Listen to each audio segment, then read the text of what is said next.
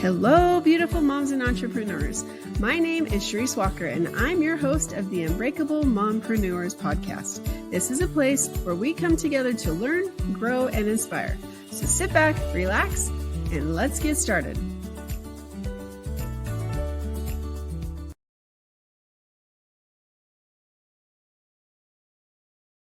Hello. I just wanted to pop in because this is my 150th episode. And although I have many more recorded that are going to be coming out in the next couple weeks, I just wanted to take the time and tell you thank you for watching. And I actually wanted to, because I haven't done anything by myself for a while, and it's late at night and I was editing, but I just wanted to pop in and encourage you, because there's times where you think, why am I doing this? This has been 150 episodes is a lot of episodes to be producing by yourself while you are a realtor and a lender and a mom and writing a book called Flipping the Iceberg. Shameless plug right here. And it's a lot. And last week I wrote down like all the things that I was doing, because meaning some of my coaches say you just pick one thing and you go gung-ho and you focus on that. And so I've really thought about it, and I've thought, do I continue to do this podcast or do I not? And this little bird in the back of my head just keeps telling me, keep going, keep going. And it can get disappointing because, when you only see 4 to 10 people watching at a time, but then they go on and there's hours upon hours of people watching it. They're just, I don't know. But it is a lot of episodes, and the reason why I'm doing it is for you. As a mom, it is hard, and it's really hard, especially in this time, to feel like you're making an impact. A lot of times you feel like you might be spinning your wheels, but I do encourage you as we continue to go that you decide to figure out what you want and then take small steps.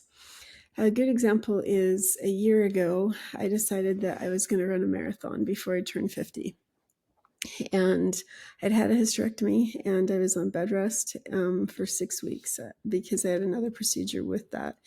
And so it required that I just kind of lay flat and don't do anything, because it had to take hold and do what it needed to do. And so, like, I remember the day of week 6, I decided I was going to start my training. And so I did. I started running. And to give you perspective, like in 10 years, I've had multiple hip surgeries. I've had, multiple surgeries, period. And to be able to walk sometimes is painful. And it's like a surprise every single day. I never know if it's going to be something where, surprise, I can't walk or not. And so anyway, I would like run for 30 seconds and I walk for a minute and a half, and then I'd run for 30 seconds and I walk for a minute and a half, and then that would progress. And so it was actually this past weekend that I ran my first 5K that, I was happy if it was going to be under 30 minutes, under 45 minutes. And the sad part was I used to run it in like 23 minutes. And so I'm clearly very slow, but that first one I ran, and it was like, it's one of those races which I don't ever recommend that you do, where you run and then you turn around. And so like the way there, it goes by pretty quickly, but on the way back, it doesn't. And I remember the person that started, he said, before he shot the gun, he goes, if I were you, I'd give it, you'd like go all out on your way there. And when you turn back, just do your best. And I didn't understand what he meant by that. And so, I ran, I didn't stop. I ran the whole time. On the way there, it's only 5K. And so I just remember turning around. And as I turned around, the gusts of wind, it was probably, I think it was 45 miles an hour to 50 miles an hour. I'm going to tell you it's like 120 because it was so strong. And I remember trying to run through that and just, one foot in front of the next and one foot in front of the next. And I actually finished in much less than my 45 minutes, but still it wasn't like fantastic. And so I was looking on social media, and it's like 1 year to the day, and I thought, okay, that's cool. And then I had this whole training program where I'd start with a 5K, then a 10K, then a half marathon, and then a marathon. And so a couple months later, I ran my 10K. Fantastic. I actually did really, really well. I'm so proud of myself. Went and got a massage after that. And so that was on a Saturday. And on Monday, I started to try to run and I couldn't. And the one day that I decided to run off the beaten path was, we call it the Willows, where we are. And it's like this little, there's houses on both sides on these cliffs. And then there's this path with a stream. And so in all my training, 3 months, I'd never done that before, where I ran in that area. But I decided, and I was halfway through, and all of a sudden the pain was so excruciating in my shins. I felt like I'd broken both of my tibias. And so I couldn't walk. And so I called my husband, who was very sick and his back was hurting him. And I said, I'm stranded. I can't walk. And he came and found me and picked me up, put me over his shoulder, and just carried me out of the canyon. So kudos to a husband who loves me. But we went and had him x-rayed, and it turned out there was a stage, well, at the time, because it took a few weeks, but it was a stage 2 tibia fracture, which stage 4 is actually a broken. I'm sure it was closer to stage 3 by the time that I had the MRI. It had healed quite a bit.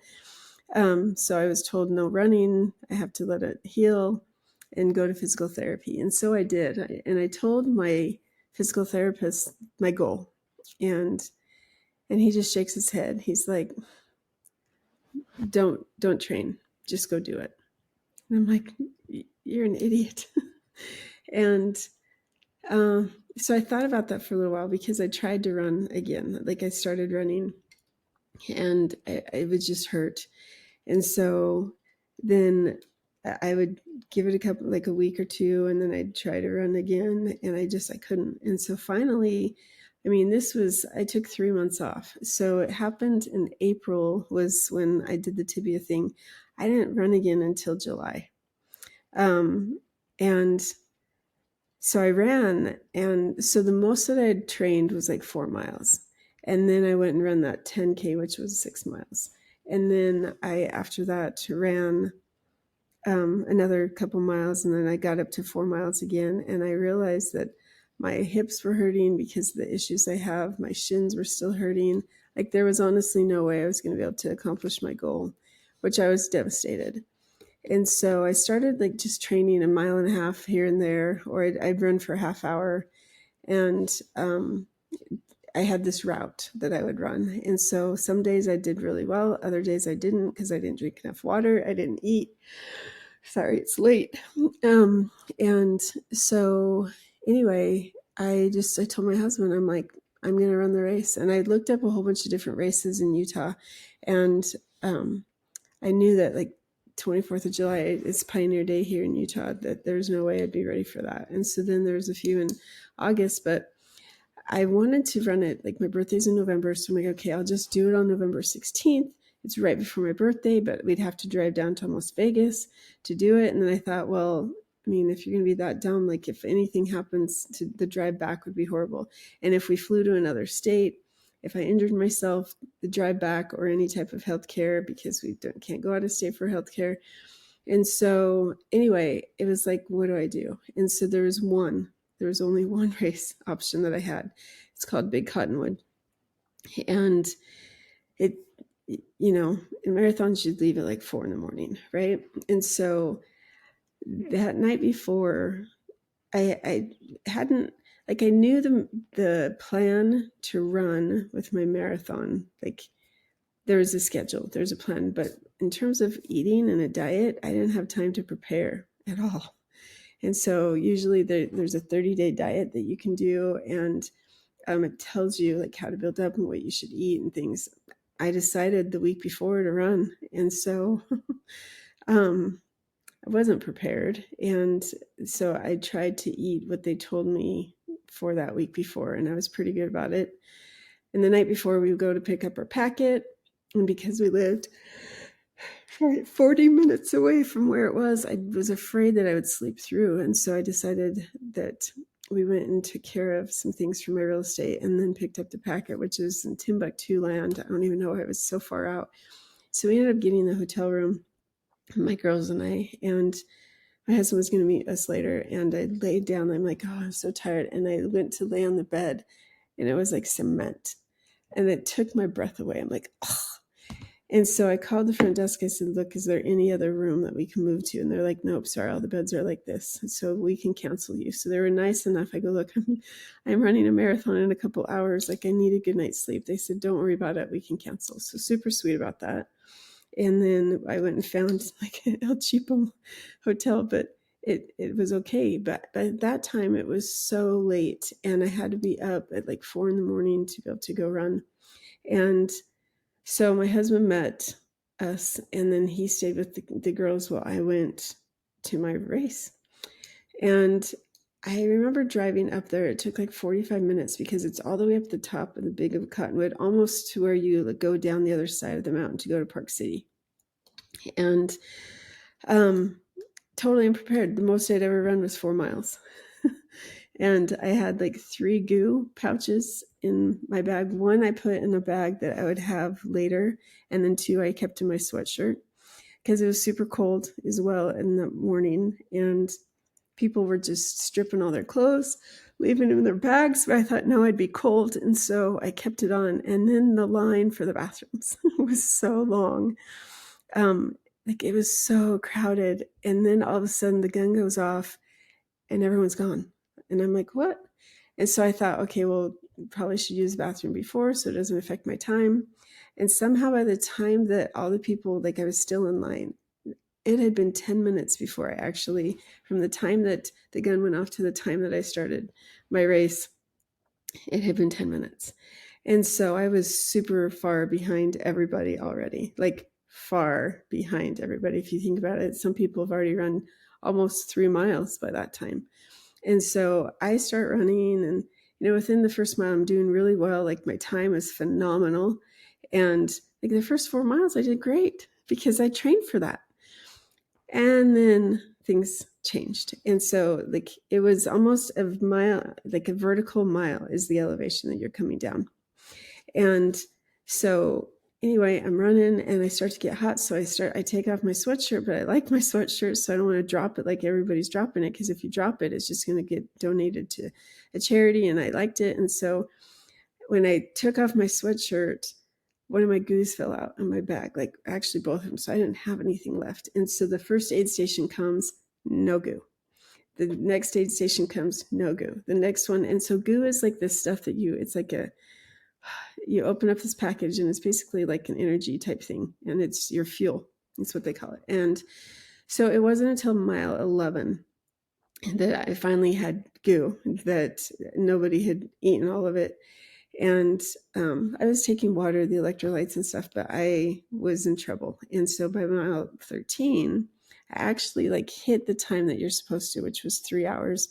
And I was like super proud of myself because at some of the other races, had I run them, and if I not made it at the 3 mile or 3 hour mark at that point, they would have kicked me off the race. And because I hadn't trained, I knew that I was in trouble. So I'm like, I'm actually on pace. I could have run the other one. And then mile 18 happened. And it's like, wow, and to think that, because I had run a half marathon before and my time was like 2:18. And actually I was proud about that one too, because I'd only trained for three months and that was going through my divorce. But anyway, so I kept running. And by mile 20, like I called my husband and said, I need you to I had this emergency bag in my car. And so I was able to unlock my car with my phone, and then he was able to get it and then come, but he didn't know where to meet me. And so it wasn't until mile 20. So by that time I'd been depleted of everything, super bad pain. My hips were killing me. It was horrible. And I thought, how am I going to get through the rest of this? And my cute little kids just came, and my girls were yelling in the car, go Mom, as my husband's doing circles. And most people are already done, finished, and there's some people behind. But, at marathons, sometimes you have to stop and to use the bathroom. And so that took some time, and then got back on. So I was probably significantly behind just because of 2 stops. And so the pace setters that, the race is over in 6.5 minutes or 6.5 hours. And if you're not by them, then they will pull you. So anyway, they started to pass me, and I'm like, I have nothing left in the tank. And so long story short, I had my family there. They were rallying around, and I was able to finish the race in the time that I was supposed to. If you don't count that stop that I made, that took several minutes. And so it was an incredible experience to go past the line. I wish that I would have started on time, because I would have been able to be definitely under that mark. I think it was like 6 hours and 31 minutes or something, the official time, but I took that off because of the time that I had to stop and things. But I did it. And I think sometimes there's so many mental issues. Like I'd stopped sweating. My hands were so swollen, like I couldn't close them. They were just swollen open like this. And like there were so many health issues that I was probably completely unaware of. And as I crossed that line, like I kicked it in gear and I sprinted to the finish line. And as soon as I crossed, like my feet just hurt. There's so many things. I'm like, I'm in trouble. But I did it. And I thought, later my husband's like, Charisse, there's no way I could have done that. And when you have your mental capacity, I did this marathon because I needed to tell myself that I could accomplish something hard, that I could actually do it no matter what. And sometimes our bodies fail us. Sometimes our minds fail us. Sometimes our finances or other people fail us. But if you just keep going, it is going to, it's so worth it at the end. And to be able to cross that finish line was an amazing feat. And so if you are listening to this, or if you're thinking, I'm so tired and I don't know how I can continue to juggle everything, because it is hard to be a mom, to try to take care of your house, to take care of your yard, to take care of, for me, it's literally 12 things that don't include all my house and my family stuff. There's 12 things that I'm trying to do. And it's like, okay, I need to cut back. But what? Because I feel like everything's so important. But because all these things are taking my time, I'm not able to leap forward even more. And so I'm not going to quit this podcast, but I've been trying to do 4 or 5 episodes a week to try to get caught up, because there was a time I was 21 episodes behind. And so I am going to try to scale it back just a little, because it's been a lot, and I need to be able to focus on other stuff. But I'm doing this because I believe in you. I believe that you can accomplish anything, and that no matter what you face, you are unbreakable. And just like I crossed that finish line to the marathon, you can do it too. So I hope that you're enjoying these episodes. I hope that you can understand that if you are struggling, then please reach out to me. I would be more than happy to talk with you and walk you through things. I have so much experience and so much knowledge and so many different types of coaching. And so real estate, relationships, and business are my 3 things, with a master's degree in business, as I've written a book now about relationships and how to do it. It has completely transformed me and my confidence in myself, and the ability to understand that it doesn't matter what anybody else thinks, as long as you're happy with yourself. And so we have to get you right first. And so that's the workshop that I've created with my book, Flipping the Iceberg. And then obviously real estate is something that I've done, because to take our family from $400,000 in the hole to multiple real estate projects that have taken us over to where we live today. And it's just been a true blessing. And so I would love to be able to share my knowledge with you as well. So if you're struggling, please don't hesitate to reach out. And I hope that you could take something from this. And I want you to go out and make it a great day. See you later. Beautiful moms, remember, you are unbreakable. Keep illuminating the world with your strength, pursuing your dreams, and reveling in the splendor of motherhood. This is Charisse Walker, bidding you farewell for now. Stay tuned for more empowering conversations on the next episode of the Unbreakable Mompreneurs podcast. Until then, keep shining bright. Signing off with love, Charisse Walker.